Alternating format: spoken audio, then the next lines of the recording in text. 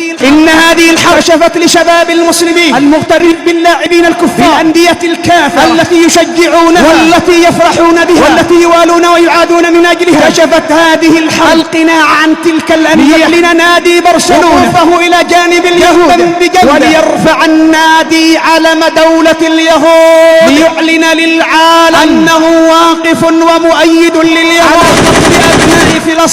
على قتل أبناء فلسطين على قتل أبناء فلسطين. فيا من تشجع تلك الأندية الكافرة أما ترى أعداء الإسلام لا يفرحون بك؟ ولقد صرح بعض اللاعبين حينما قيل لا تدعم فلسطين والقضية الفلسطينية فقال لو كنت داعما لدعمت إسرائيل. وهكذا يقال له إن العرب يشجعون فقال لا أحب من أي قرد عربي أن يشجعني ولا فخر لي بذلك.